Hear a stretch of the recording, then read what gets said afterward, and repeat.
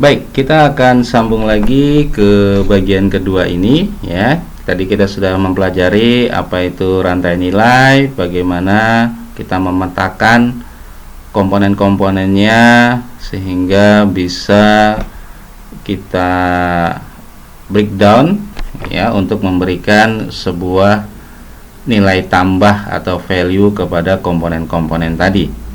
Nah, berikutnya yang akan kita bahas adalah strategi Blue Ocean. Teman-teman mungkin pernah mendengar ada kata Blue Ocean ya, atau juga Anda pernah mendengar kata Red Ocean. Nah, ada perbedaan antara Blue Ocean dan Red Ocean. Ketika teman-teman menjual sebuah produk ya, di mana produk tadi punya banyak pesaing ya, punya banyak orang lain yang menjual dengan produk yang sama. Nah, ketika orang lain menjual dengan produk yang sama dengan produk kita, biasanya cara atau strategi yang dipakai oleh para penjual agar konsumen tertarik membeli produk mereka adalah dengan cara mengurangi atau dengan cara membuat harga produknya menjadi lebih murah, sehingga karena harga kita lebih murah dari kompetitor, kita berharap bahwa produk kita akan dibeli oleh konsumen. Nah, ketika harga kita lebih murah, kemudian kompetitor melihat atau mendengar harga kita lebih murah, apa yang biasanya mereka lakukan? Ya, mereka biasanya juga ikut menurunkan harganya. Nah, sehingga mereka berharap dengan harga yang lebih rendah dari produk kita, maka konsumen akan beralih ke penjualan mereka ya. Jadi karena harga mereka lebih murah, maka diharapkan konsumen akan membeli produk mereka. Nah, setelah itu apa yang kita lakukan? Kita melihat pesaing kita, kompetitor kita harganya lebih murah, maka biasanya juga kita lebih menurunkan lagi harga kita ya. Demikian pula seterusnya, konsumen melihat harga kita lebih rendah, mereka akan menurunkan harga mereka, sehingga akan terjadi terus-menerus perang harga ya. Nah, apabila terjadi perang harga ini, maka akan membuat keadaan tidak sehat di dalam persaingan penjualan ya. Bisa teman-teman bayangkan, kalau harga semakin kita turunkan, tentu keuntungan kita akan semakin tipis atau bahkan menjadi rugi ya. Nah, ini tentu juga tidak boleh di dalam strategi pemasaran ya. Jadi ketika adanya produk yang sama dengan kualitas juga yang sama, harga yang sama, maka cenderung akan terjadi perang harga. Nah, keadaan perang harga inilah yang biasa disebut dengan nama Red Ocean ya. Sekali lagi, keadaan perang harga inilah yang biasa kita kenal dengan nama istilah Red Ocean. Nah, untuk menghindari terjadinya perang harga, maka biasanya produsen ataupun pihak penjual harus melakukan modifikasi atau memberikan nilai tambah terhadap produknya. Bagaimana produk yang dia jual itu berbeda dengan produk orang lain atau produk kompetitor ya. Jadi biasanya akan diberikan nilai tambah. Nah, misalnya seperti ini.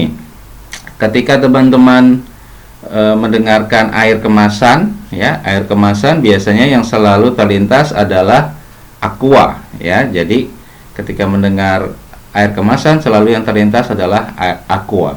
Ketika mendengar nama mie instan, itu biasanya yang terlintas adalah Indomie dan sebagainya. Nah, jika terjadi produk yang sama, walaupun kita adalah sebagai follower ya, follower itu maksudnya adalah bahwa produk kita ini dikenal belakangan ya daripada produk yang sudah ada. Jadi misalnya saya menciptakan atau saya ingin menjual air kemasan yang bukan Aqua. Nah, karena stigma masyarakat itu sudah mengenal Aqua, maka kita harus memberikan nilai tambah pada produk air kemasan kita ini.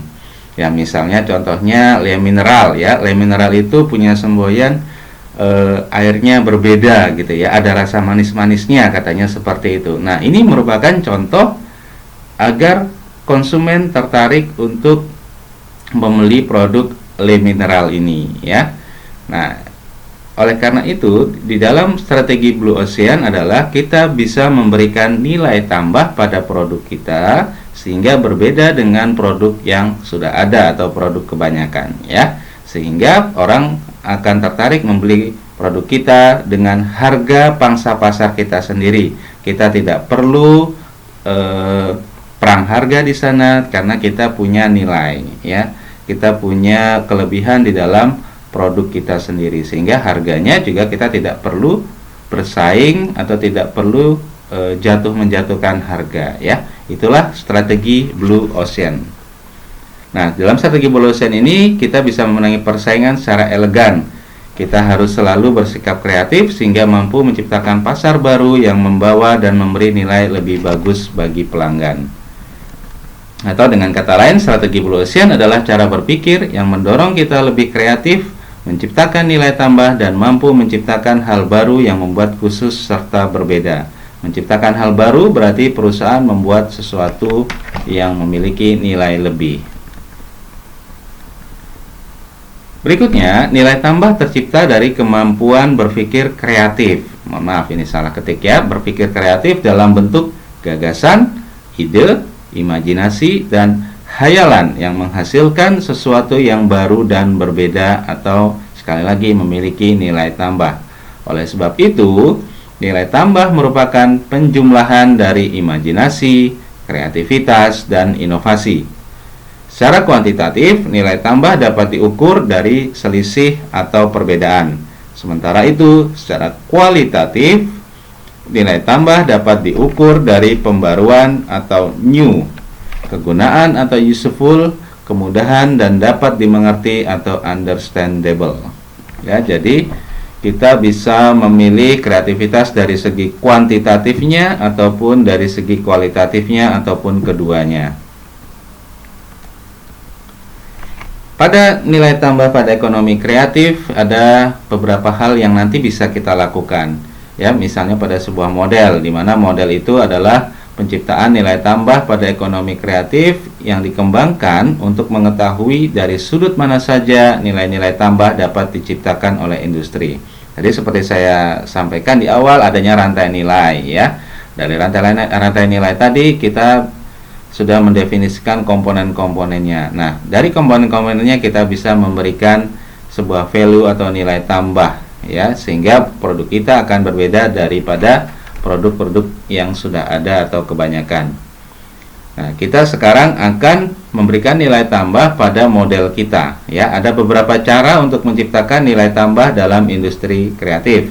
Yang pertama adalah bagaimana kita memiliki model penciptaan nilai melalui kreasi atau gagasan. Jadi kita membuat sebuah kreasi atau gagasan, sebuah model yang memiliki nilai tambah.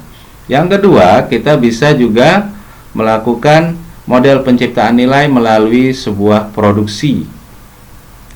Jadi misalnya yang pertama tadi, ya, ketika kita menciptakan model penciptaan nilai melalui kreasi atau gagasan, kita berpikir kira-kira produk apa yang berbeda dari masyarakat. Kembali lagi, misalnya tadi donat, ya. Ketika sebuah donat itu dijual di masyarakat, tentu kita sudah berpikir, oh biasanya bentuknya bulat, ada lubang di tengahnya, kemudian ada topping di atasnya dan sebagainya. Nah, bagaimana yang pertama tadi, kita berpikir melalui kreasi kita, gagasan kita, donat kita yang akan kita buat ini berbeda, ya. Misalnya teman-teman berpikir membuat donat yang kotak, gitu kan? Ini berbeda daripada pada kebanyakan, ya, sehingga ini juga sebuah penambahan nilai dari sebuah gagasan atau kreasi. Yang kedua adalah bagaimana kita menciptakan model melalui sebuah produksi. Nah, tadi kita sudah berpikir membuat donat yang kotak, ya. Kemudian kita produksi. Nah, misalnya juga tadi ketika kita memproduksi, kita berpikir lagi sebuah hal baru, nilai tambah baru. Biasanya donatnya agak keras, gitu ya. Maka bagaimana caranya kita memproduksi donatnya yang lebih lembut, gitu ya, sehingga enak untuk dimakan. Ya, ini juga adalah contoh yang kedua. Baik, kita akan sambung di video yang ketiga.